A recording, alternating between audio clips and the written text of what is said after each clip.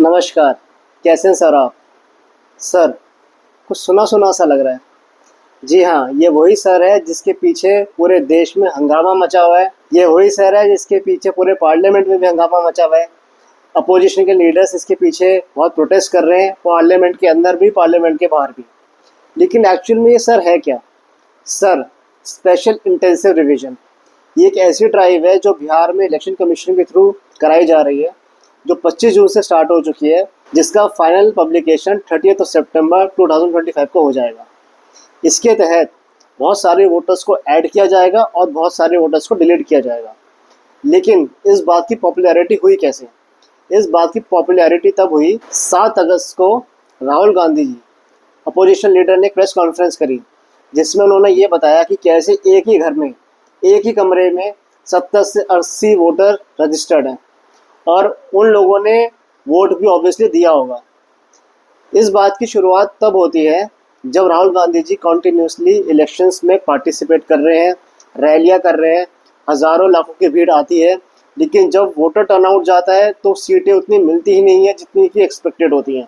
पहले उनको उत्तराखंड में महसूस हुआ, लेकिन उनका शक तब और बढ़ा जब महाराष्ट्र में वो इतनी बुरी तरीके से हारे और बीजेपी एक तरफा जीत गई।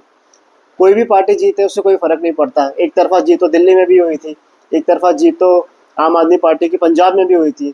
लेकिन जब इस तरीके के लोगों के मन में एक, कह सकते हैं कि थोड़ी सी रेबल नेचर है कि भाई हम सरकार को नहीं रखना चाहते, हम बीजेपी सरकार को नहीं लाना चाहते, उसके बाद इस तरीके से मेजोरिटी आती है तो ऑब्वियस सी बात है लोगों के मन में डाउट आएगा। और वो आया। इलेक्शन कमीशन से इलेक्ट्रॉनिक डेटा मांगा गया। उन्होंने साफ मना कर दिया कि हम इलेक्ट्रॉनिक डेटा प्रोवाइड नहीं करते हैं, हम फिजिकल या हार्ड कॉपी प्रोवाइड करते हैं। तो राहुल गांधी जी ने एक टीम बनाई और कहा कि इस पर पूरा की पूरी रिसर्च करिए। तो ये रिसर्च हुई है कर्नाटक के कॉन्स्टिट्यूएंसी में। उस कॉन्स्टिट्यूएंसी में जब उन्होंने देखा सारी की सारी, जब 6 महीने की पूरी एक पड़ताल की गई, तब पता चलता है, आप सोच सकते हैं, जैसे आप लोगों के भी घर हैं, आप लोग भी अपने घरों में रहते हैं, उनका प्रॉपर एक एड्रेस है। लोगों के घरों के नंबर क्या है? House number 0। पापा का नाम ABCDEFG, किसी के पापा का नाम MCBC। आप सोच सकते हैं इस तरीके से चीज़ें हो रही है। Duplicate voters, invalid addresses. Article 324 of the constitution provides the direction control of the electoral rolls to the state assembly and to the election of parliament vest with the election commission of India. Article 326 of the constitution provides that any person who is not less than 18 years of age shall be entitled as registered voter. अब इस चीज़ का use करते हुए election commission ने एक जो special intensive revision Bihar में start किया है कि भाई हम दोबारा से स्क्रैच से स्टार्ट करेंगे कौन रजिस्टर्ड वोटर है कौन नहीं है। पहली बात, बिहार में 8 करोड़ की पॉपुलेशन है। इस 8 करोड़ लोगों में से करोड़ों लोग बिहार से माइग्रेट करते हैं दूसरे प्रदेशों में, ताकि वो कुछ कमा सकें और कुछ कमा के पैसा अपने गांव भेज सकें।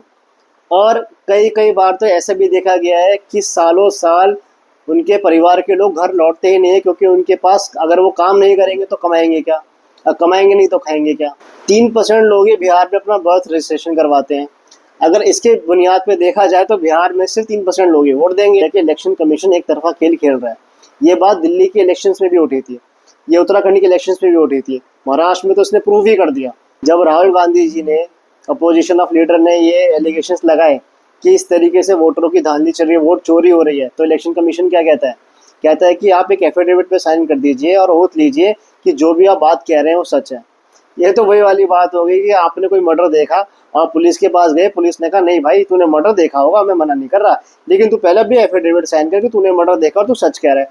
अरे जब मर्डर की रिपोर्ट मिलेगी सबसे पहले पुलिस उस जगह पे जाएगी जहाँ पे बताया जाएगा कि भाई यहाँ पर हमने मर्डर होते हुए देखा है। भले आप उसको बाद में आई विटनेस बनाओ, फिर आप उसको एज एन एविडेंस यूज करो। इलेक्शन कमीशन इस पर इन्वेस्टिगेशन करने के बजाय जिसने इन्फॉर्मेशन दी है उसी पर एक तरीके से आरोप लगा रहे कि आप झूठ बोल रहे हैं। इसका मतलब दाल में कुछ तो काला है।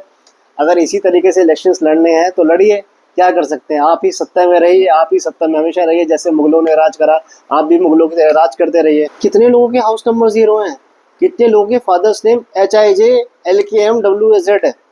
एक के फादर का नेम आप सुन के हैरान रह जाएंगे, MCBC TCMC।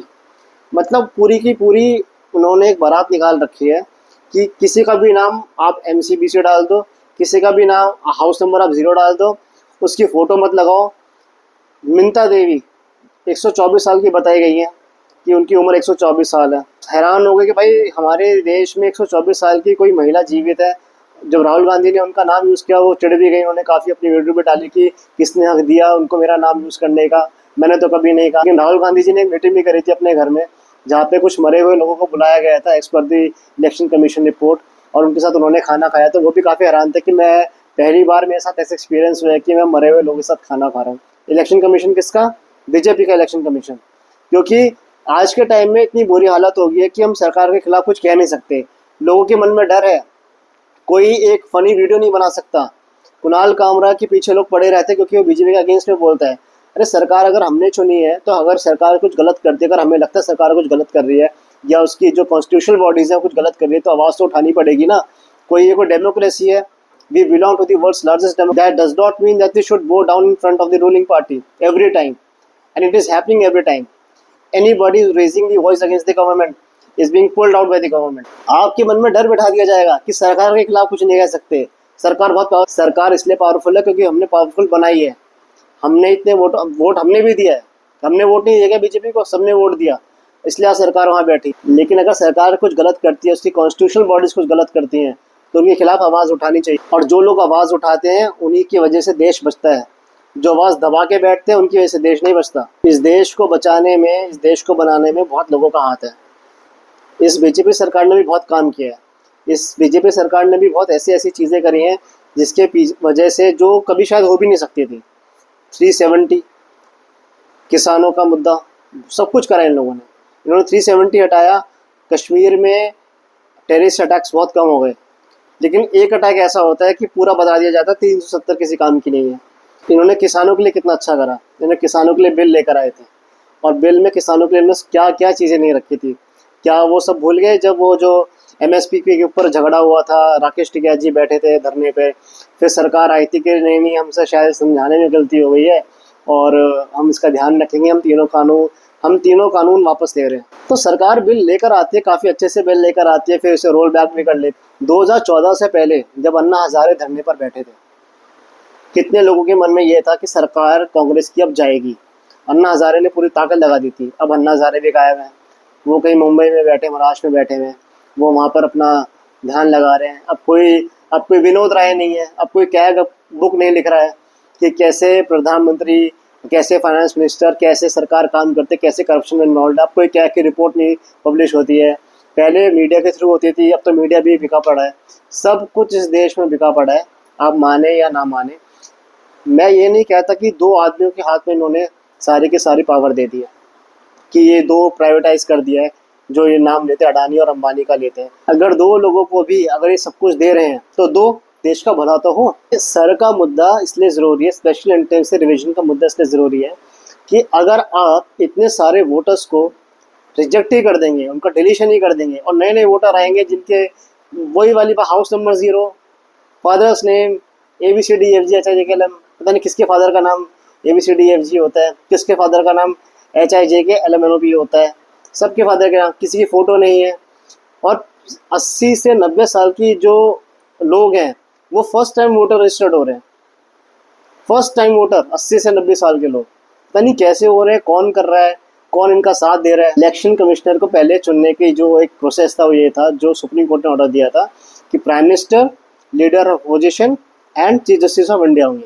ये लोग कानून लेकर आ गए कि नहीं, prime minister, leader of opposition and cabinet minister nominated by the prime minister, मतलब सरकार ही सब कुछ चुनेगी। उन्होंने उनके रूल को ही पलट दिया, सुप्रीम कोर्ट के डिसीजन को ही पलट दिया, क्योंकि कॉन्स्टिट्यूशन ये कहता है कि सरकार कोई कानून बनाती है और वो एक डॉक्ट्रिन ऑफ बेसिस स्ट्रक्चर को वायलेट नहीं कर रहा है, या it is not violating the fundamental right, तो सुप्रीम कोर्ट भी उसे बदल नहीं सकता। सुप्रीम कोर्ट बहुत ही कम इस चीज़ में इन्वॉल्व होता है कि सरकार के द्वारा बनाया कानून वो इसको ओवरटर्न कर दे।